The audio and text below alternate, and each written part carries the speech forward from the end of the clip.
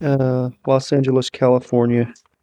Gary, I noticed on your album, The Dreamweaver, that you have a notation on the back which says this album was produced, save for a couple of selections, entirely on keyboards.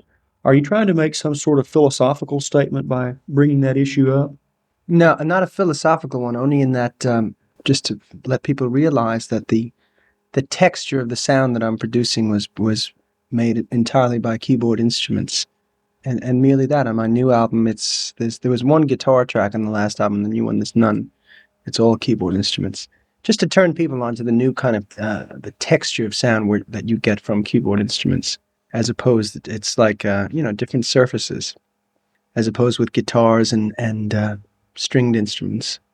Would it be any relationship to some of the albums that have said there were no guitars on this album, implying, that we can do those sorts of sounds on the keyboard? No, not at all. Not at all. Just it was just merely that being a keyboard player, I chose to do everything on keyboards to bring forth a new concept, but not in any way to discriminate against guitar players.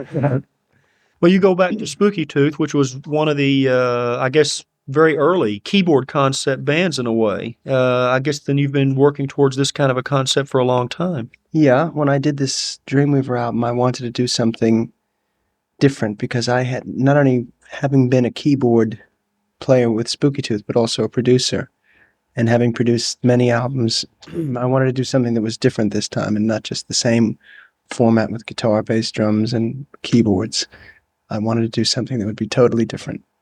So, how important are studio techniques to you then in the production of your albums? Oh, they're very important, extremely important. All the sounds that I created were relying upon the technology of, obviously multi-track and using different kinds of electronic outboard equipment, echoes, phasing, and all the other sorts of things.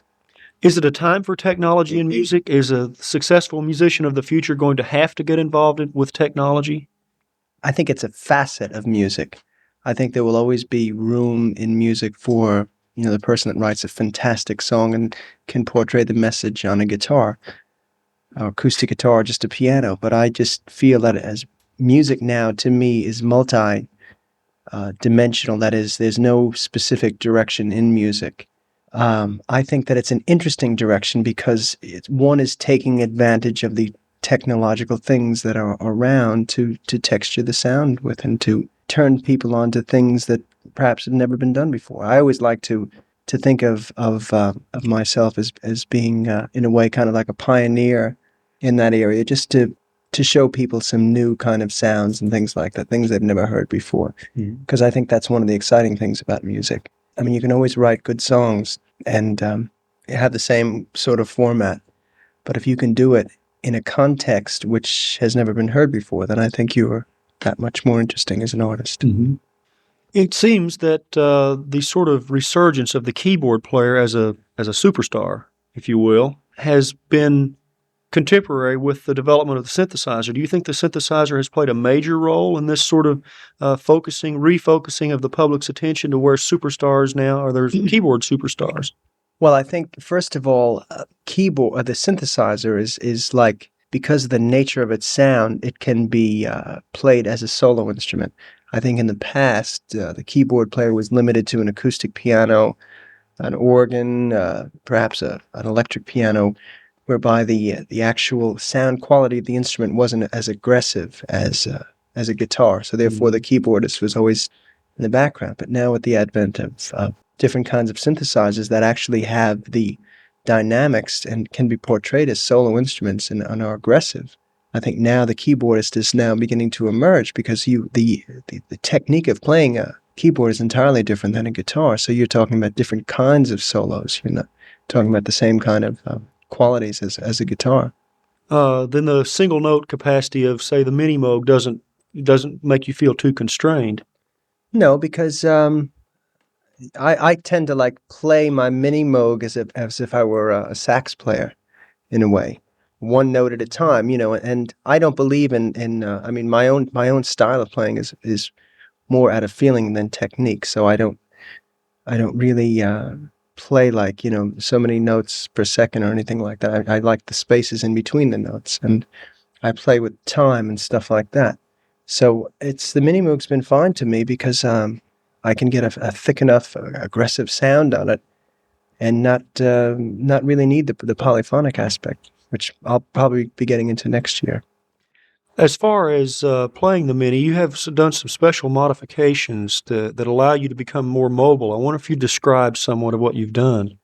Well, we basically have taken the keyboard away from the oscillator bank of the Minimoog, and I have a long cord, and I wear the Mini around my body on a shoulder strap, like kind of a harness, I guess you would say. I still have all the functions like the modulation control wheel, and instead of a pitch wheel, I have a volume control and an echo on and off switch. So which allows me to walk around the stage, and whenever I have to, just walk past my oscillator bank and make any necessary changes that I have for the song. But it makes me totally mobile. What about the concept of polyphony with synthesizers? You've had a Polymoog for a while now. What's your feelings? I think it's a great instrument, and this to me is the next step. Being able to play more than one note will be a help. Not so much in my solos, but just in certain songs where I want to play string parts and horn parts, because the songs are so arranged on my new album that requires one person to be playing strings while perhaps another person is playing piano and horns. So I would like to have the flexibility of being able to play that out front. And I think it's to me, it's the next step. And obviously, if certain kinds of things can be accomplished, the dynamics are not that you'd have to get a real heavy keyboard to do that, to have it touch sensitive. But I think it'll be great. We've been talking philosophically for a while now. How about letting us in on a specific technique? How did you get that fantastic bass sound on Love is Alive? Love is Alive. That was done on a Minimoog. All the bass sounds on the Dreamweaver album were done on Minimoog. I did a couple of things like take the original signal and maybe run it through a time cube, which is similar to a DDL, just to give it a little bit of depth. Or I'd run it back through a speaker system and mic it inside the studio, or limit it or compress it. But all the sounds were generated from Minimoog.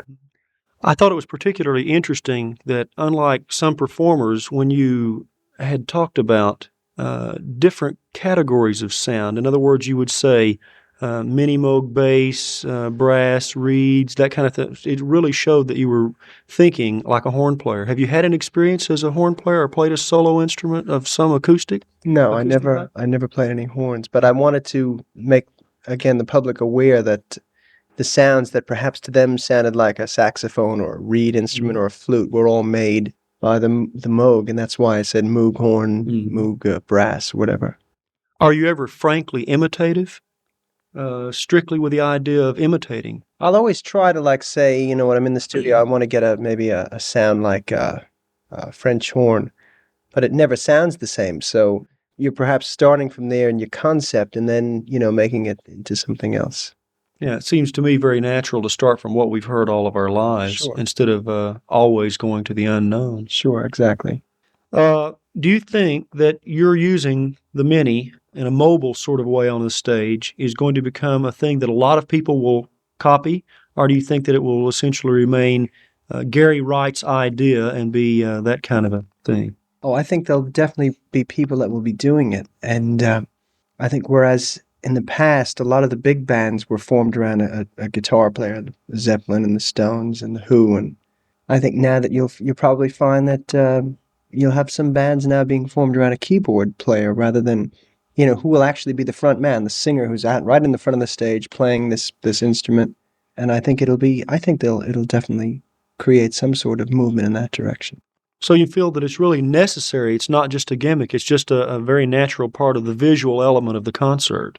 Yeah, I think so. And I think there are probably a lot of keyboard players who are frustrated in the fact saying, well, gee, I want to be an artist. I want to be, but I really can't perform just by sitting behind this thing because I can't really communicate with the audience who can use this medium now in a way of communicating better because it was the classical problem. The keyboard player was the guy that was surrounded by a whole bank of keyboards that you just saw his head every now and then. But now, you can actually have a keyboard player being the focal point of the whole concert.